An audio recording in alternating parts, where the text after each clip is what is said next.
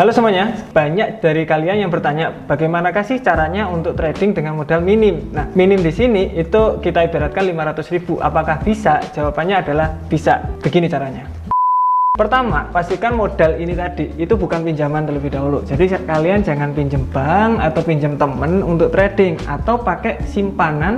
Kalian udah nyimpen tuh lama banget di akun bank kalian, kemudian itu kalian langsung masukkan semua di trading. Jangan seperti itu berbahaya. Yang saya sarankan itu sisihkan 10% atau 20% dari penghasilan Anda. Contoh, setiap bulan kalian mendapatkan gaji berapa, katakanlah 2 juta atau 4 juta. Kalian sisihkan 20% dari situ atau 10% dari situ, ditabung untuk masuk ke trading. Jadi dibedain toh. Nah, sambil nabung untuk modal trading, saran saya ya belajar terlebih dahulu apa itu forex, belajar itu money management, belajar technical analysis, belajar entry-entrynya itu belajar terlebih dahulu. Dengan modal minimal 500 itu nggak banyak broker yang kita bisa pilih sebenarnya. Pastikan kalian sudah familiar apa itu broker terlebih dahulu. Kalau belum, saya sarankan untuk lihat video sebelumnya, dan kalau sudah, saya tunggu di video ini kembali. Yang saya sarankan, cari broker yang regulasi Bapepti. Kalau nggak tahu Bapepti di sini adalah Badan Pengawas Perdagangan Berjangka Komoditi. Nah,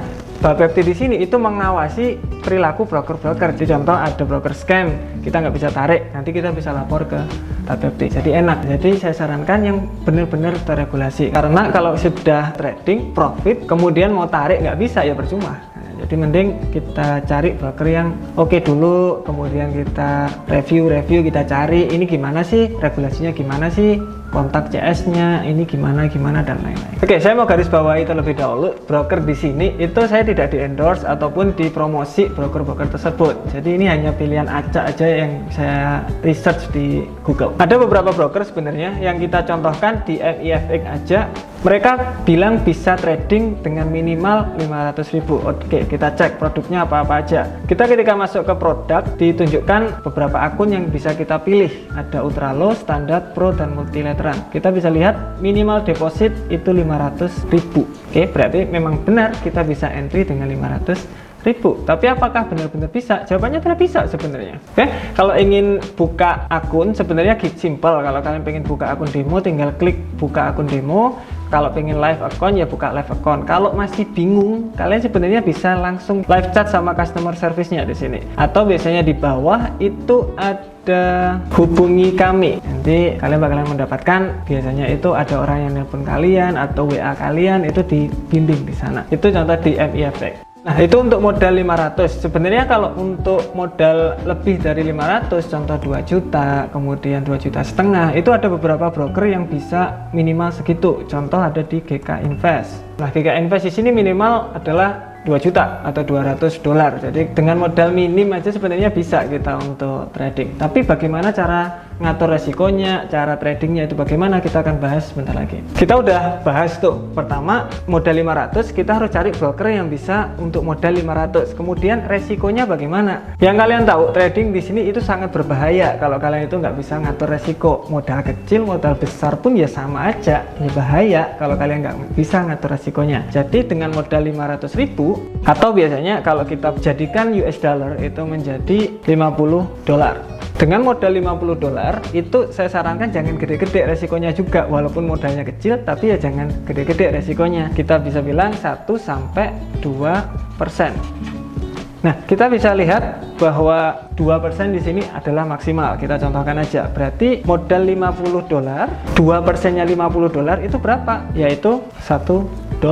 Jadi kalau kita mau trading, per trading, setiap kali kita trading itu gagalnya kalau bisa $1.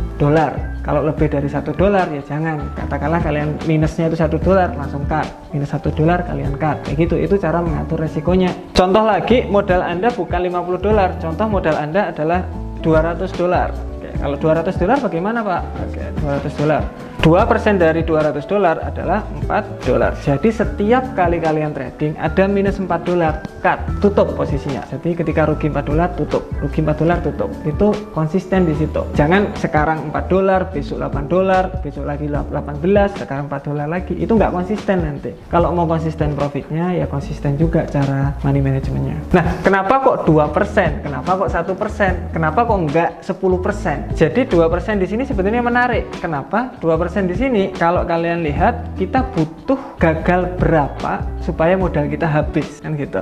Membutuhkan 50 kali trading. Oke, kita masuk entry gagal, entry gagal, entry gagal. Selama 50 kali baru modal 50 dolar ini habis. 50 kali ini lama banget kalau kalian itu tradingnya baik. Jadi kalau kita pakai resiko yang baik itu bakalan lama dan juga bisa bagus nanti tradingnya. Kalau kalian pakai resiko agak gede, contohnya kalian memakai resiko 10%. Nah, 10% di sini berarti kalian dikasih berapa kali trading? Ya cuma 10 kali trading. Jadi kalian entry sampai 10 modal habis. Ini terlalu sedikit kalau menurut saya. Kalau 50 kali trading ini kelihatannya bakalan lama walaupun kalian itu masih baru dan technical analysis kalian masih jelek, itu masih lama nanti habisnya. Kalau 10 kali ini paling 1 bulan 2 bulan udah habis. Kenapa saya selalu bilang lama? Soalnya kalau kalian masih baru trading di forex itu biasanya itu masih banyak lossnya.